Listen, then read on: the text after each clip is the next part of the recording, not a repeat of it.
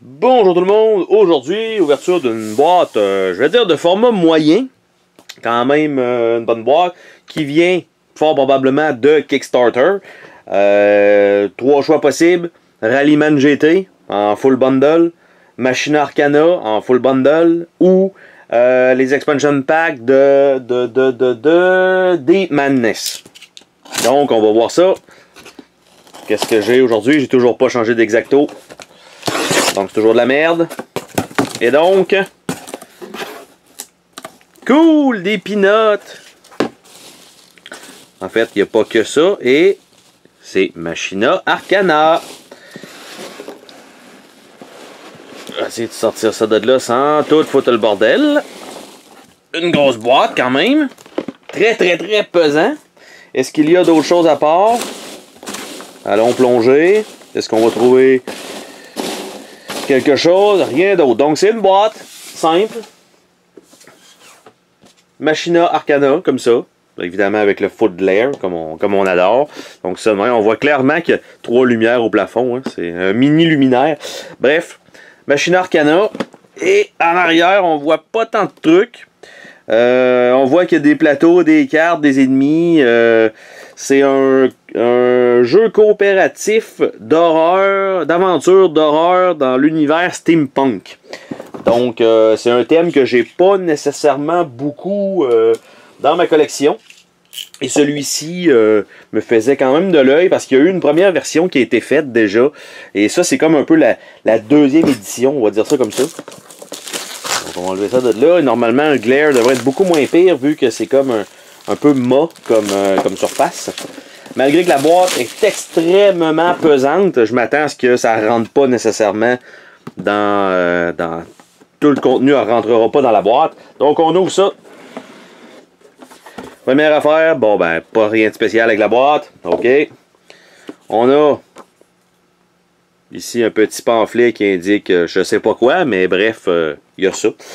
Il n'y avait pas d'expansion spéciale ou rien, c'était uniquement la boîte avec tout le contenu inclus. Donc manuel, pas manuel. Le manuel, hein, et non pas Monsieur Manuel. Donc le 2.0. Super bonne qualité de papier. Bien illustré, somme toute. Je ne sais pas si ça fait un bon travail, par contre, mais une chose est sûre. Et on se ramasse avec 31, ouais, peut-être un peu moins que ça. 29 pages, c'est quand même beaucoup, malgré que le format est pas si mal. On a quelques jetons ici, qui ont l'air à bien s'enlever, parce qu'ils sont déjà à moitié retirés déjà. Ça se dépunche très bien. Quoique très, je vais dire, monochrome. Hein, on s'entend, les cœurs beige rouille comme ça, c'est un style. Bref, puis de l'autre côté, ils sont comme noirs, comme s'ils avaient été utilisés. C'est quand même pas mauvais. Donc, on a une feuille de punch tout seul comme ça. Il y a un autre paquet de feuilles de punch, hein, on s'entend. 1, 2, 3, 4, 5, 6, 7, 8, 9, 10, 14 feuilles de punch, à peu près, avec un beau petit paquet de sel ici. En fait, de silica gel plutôt. Et en fait, donc on a ici un plateau qui est etché, donc c'est quand même bien pour mettre les jetons à l'intérieur.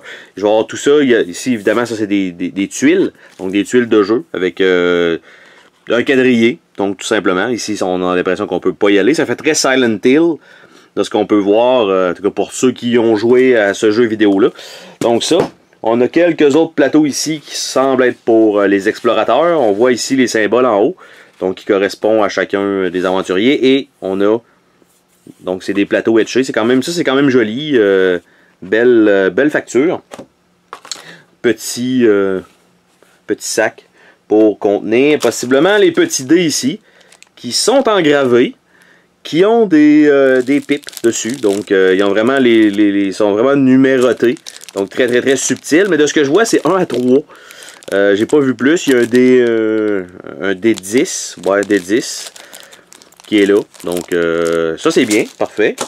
On a des paquets de stands pour mettre les monstres à l'intérieur, parce qu'il n'y a pas de figurines en fait dans le jeu. C'est toutes des standees à monter, donc pour les personnages et pour les ennemis. Donc, on a un autre paquet de stands. On a les petits jetons en bois ici qui vont être probablement pour les explorateurs. Donc, Ici, ils étaient collés. Donc, j'essaie de le montrer rapidement, mais ici, on a un petit cœur. Donc, ça va vraiment être les jetons qui vont servir à aller ici. L'autre token qui traînait par là. On a une multitude de cartes dans différents trays. Donc, je ne vais pas toutes les sortir, mais ça va faire beaucoup de cartes à sleever. Et évidemment, de ce que je vois, c'est assez à la serre, merci. Donc, ça ne rentrera pas dans la boîte une fois sleevé. Donc, il est fort probable que, finalement, l'insert serve strictement à rien dans mon cas. Je vais quand même m'en débarrasser, c'est ce que ça veut dire. Fait que ça, et ça ici, un autre jeton. Tous les jetons sont là, donc. Et un autre paquet de cartes. Donc, tout ça. Et probablement rien en dessous du tray. Probablement. Pas de surprise. Pas de surprise. OK. Parce que des fois, certains jeux nous donnent des petites enveloppes cachées en dessous de certains plateaux, ce qui est quand même intéressant. Bref, somme toute, le jeu me paraît quand même bien. La seule chose, c'est très sombre. Comme jeu, évidemment, c'est un jeu d'horreur, donc on ne s'attend pas à ce que ce soit très coloré. Bonne facture quand même, les bons cartons, une bonne épaisseur, les punchs me paraissent bien. Les cartes, ça me paraît bien, c'est bien.